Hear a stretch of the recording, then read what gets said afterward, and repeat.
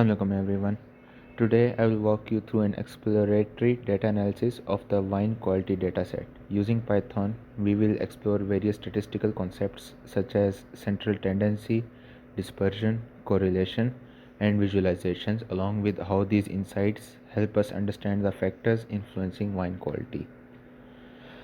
Now, our objective is to analyze the wine quality dataset to understand relationships between features and their influence on wine quality.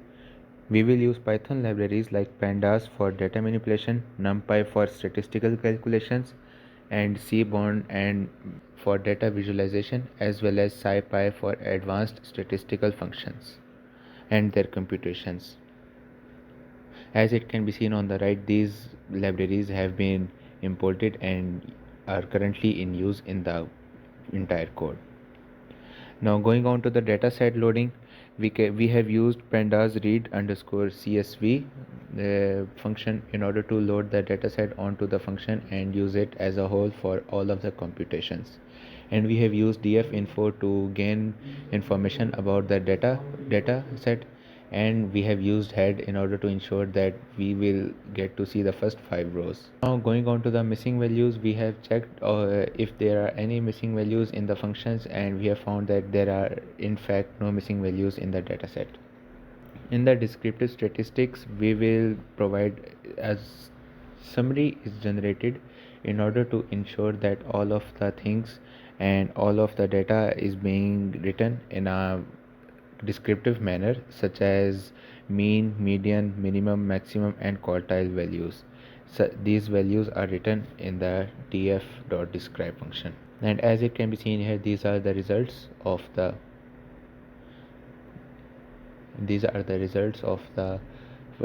all of the functions above. We can see the descriptive statistics, which has shown us all of the main functions of statistics such as mean, standard, minimum, and quartiles, as well as maximum in the dataset and in specific columns.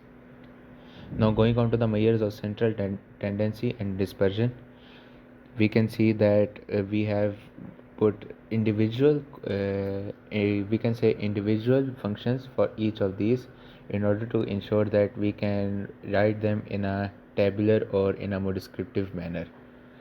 First of all, we have written mean, median, mode, variance, standard deviation, and range.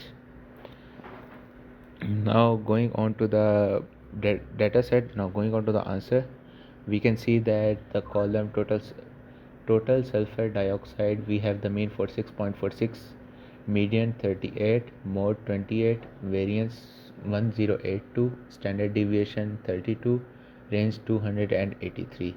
And for density and so on, we have written all of the values as well, as it can be seen here. Assalamualaikum, my name is Muhammad Mustafa Bafid. So quartiles and percentiles basically help us to understand the distribution of data. Quartiles divide data into four equal parts, while percentiles highlight specific data points at given percentages. So here is the output of quartiles and percentiles for our dataset. This output shows numerical breakdowns for quartiles and percentiles. For instance, and the 25th percentile of alcohol is 9.5, while the 75th percentile is 11.1, highlighting the data spread. Next, we have outliers detection. Outliers in the dataset are identified using box plots. These plots visually represent the data spread and highlight any points outside the whiskers as potential outliers. Here is the output of outliers for our dataset. In this output, for instance, we can see that volatile acidity and residual sugar have noticeable outliers which may significantly influence our analysis. Next, we have skewness and cortices. Skewness and cortices help us analyze the symmetry and tail behavior of the data. Positive skewness indicates a long tail on the right, while the negative skewness indicates a longer tail on the left. Here is the output for skewness and cortices for our dataset. In this output, for instance, we can see that alcohol has slight positive skewness and moderate cortices, helping us understand the distribution and tail behavior. Next, we have correlation matrix.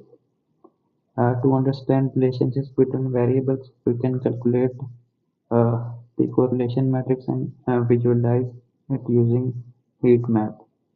This helps us identify which features are strongly correlated. For example, the correlation matrix of our dataset show that alcohol is strongly positively correlated with wine quality, while volatile acidity shows a negative correlation.